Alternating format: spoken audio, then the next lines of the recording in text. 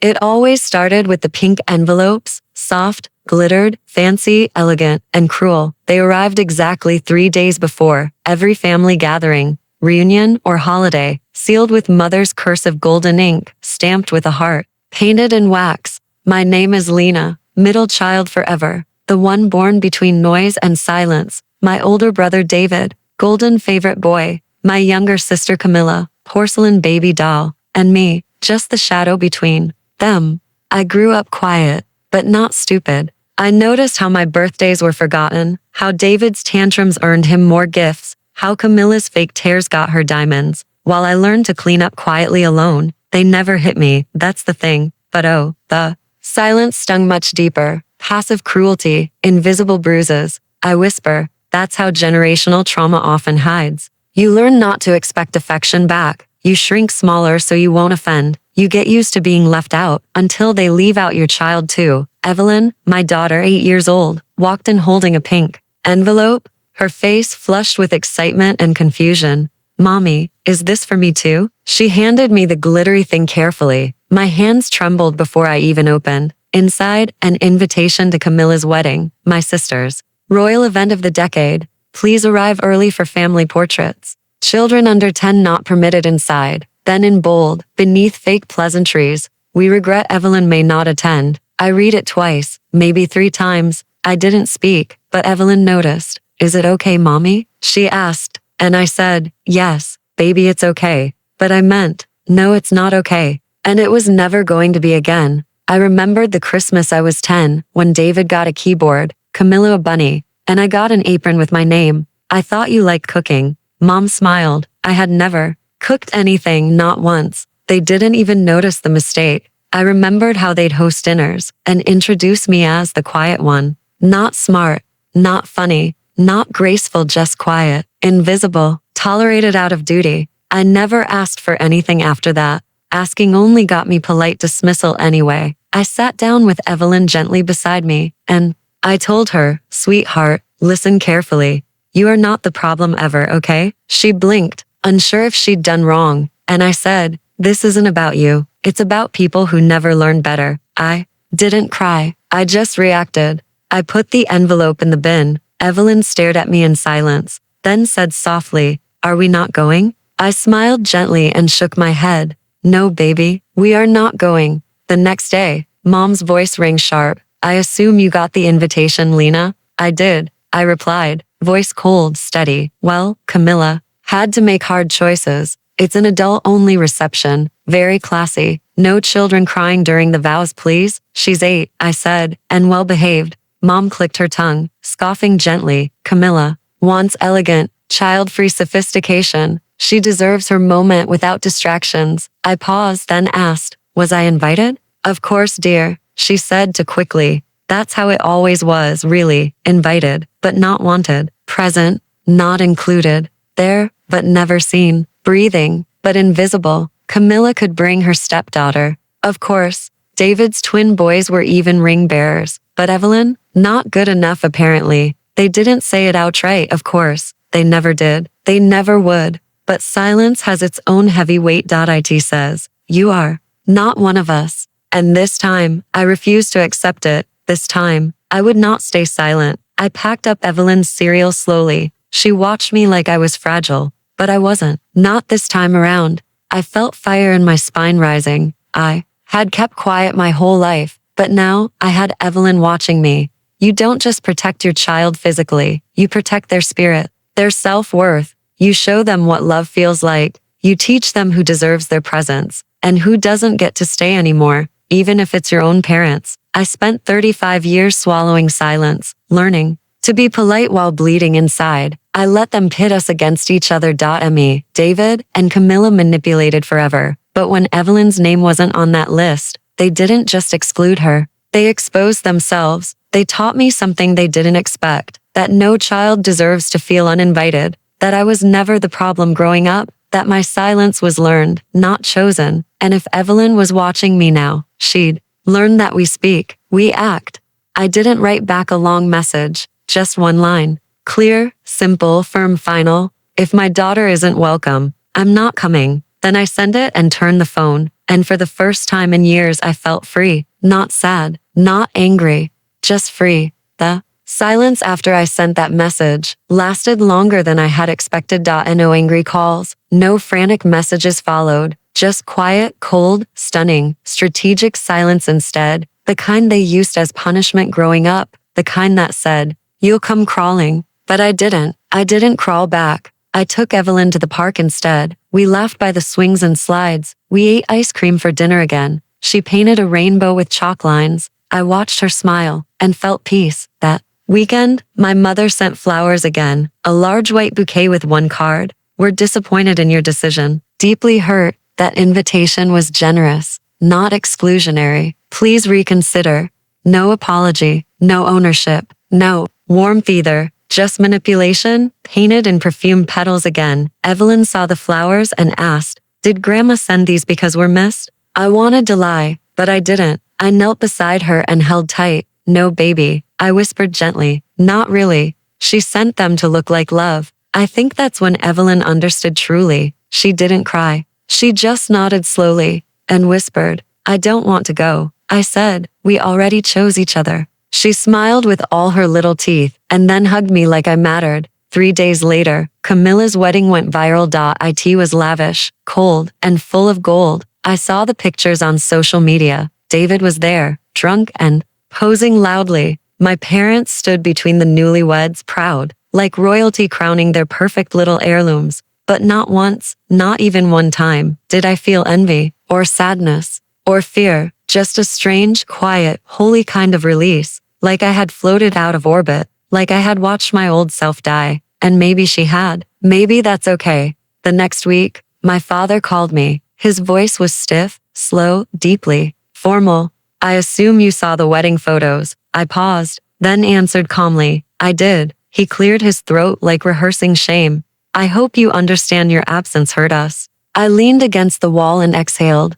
Did it hurt more than Evelyn's exclusion? There was silence again, like old times. Then finally, he muttered, "That wasn't personal. It wasn't meant to insult you, Lena." And I said, "But it did insult her. She's 8. I reminded him, voice firm. "She still thinks people love with honesty." She thought that pink envelope meant belonging, but it didn't. It meant hierarchy and shame, and I won't let her grow up thinking she must shrink to feel loved. He didn't argue. He just went quiet.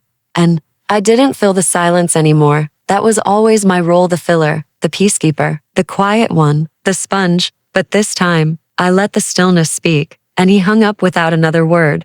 Later that month, they sent a gift, an expensive necklace with Evelyn's initials engraved. I opened the box, stared at it.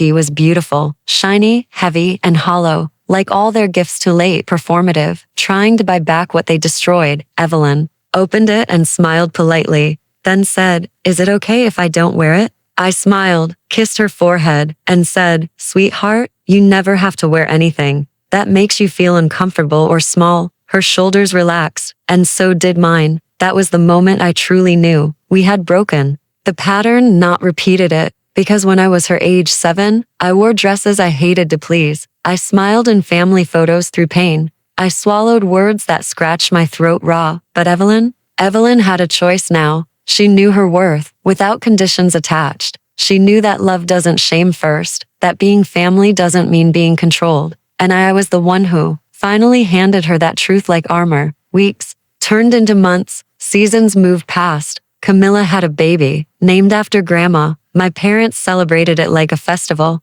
They never mentioned Evelyn. Not once ever. But by then, we had made peace, not with them but within ourselves instead. I took Evelyn to dance class Saturdays. She wore glitter sneakers and a lion heart. She twirled and stumbled and laughed so loud. Her laugh healed things inside me silently. She had no idea what she repaired daily, but I did. I knew every patch. Sometimes, pain doesn't end with revenge. Sometimes it ends with walking away completely, with letting go before it rots your soul, with choosing peace over proximity to cruelty, with opening a new door they can't close, and locking the old one behind you. The invitations stopped coming after that day. And no Christmas cards, no birthday calls arrived, not even for Evelyn's 9th birthday party. And still, I didn't flinch or regret, because absence is sometimes cleaner than presence, and peace often wears the mask of silence. I think Grandma forgot again, Evelyn said. She said it without tears or disappointment. She said it like someone finally understood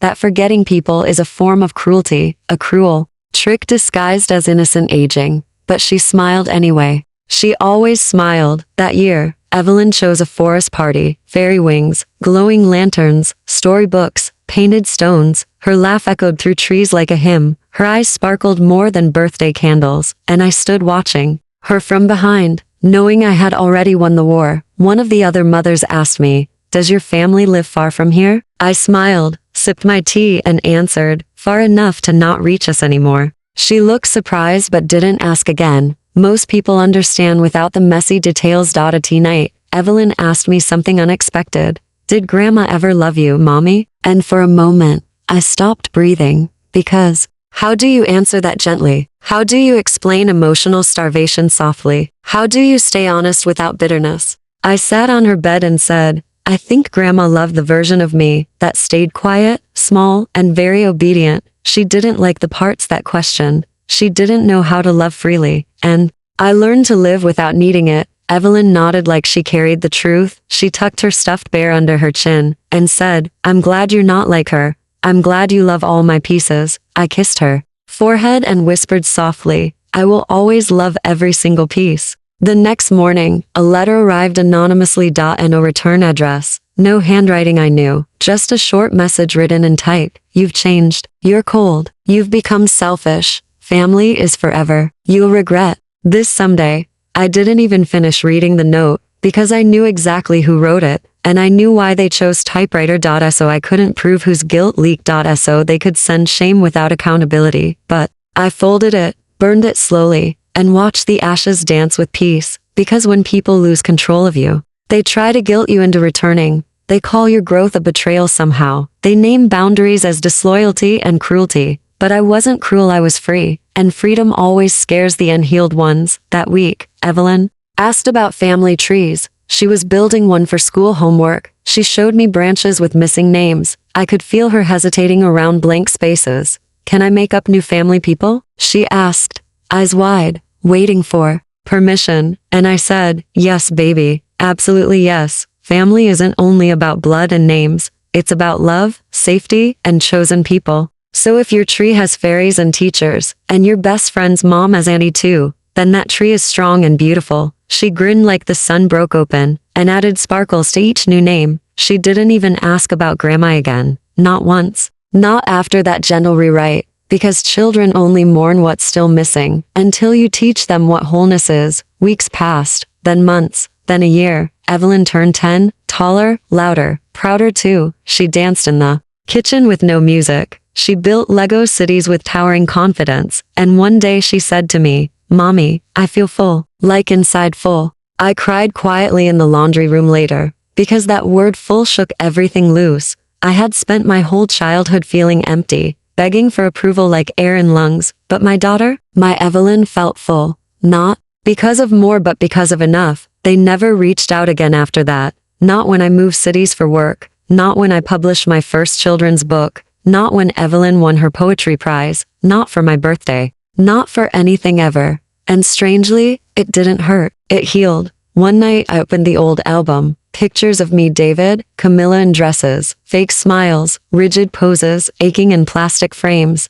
I stared at my own 12-year-old face. I wanted to reach in, pull her out, tell her that one day she'd escape, tell her she'd become her own rescue, tell her her daughter would save her too, tell her she'd open a better door, and close the ones that burned her fingers. Tell her silence wasn't the only power, that voice and action had louder echoes, because that's the thing about emotional inheritance. You don't just pass down trauma or habits, you pass down the way love feels, you pass down what normal looks like. And I had rewritten our definition of normal, not perfect, but loving, honest, safe, enough. 3 years passed since the last call, 3 years without cards, excuses, or guilt. 3 years of birthdays filled with laughter instead, not with shame, silence, or fake smiles. I didn't notice the absence anymore, because peace had taken up that space. Evelyn was almost 12 now, radiant. She had freckles, big questions, curious eyes. She wore mismatched socks and fierce opinions. She danced like thunder and dreamed big. She knew she was wanted. Every moment, she knew she was loved without transaction. One afternoon, a message popped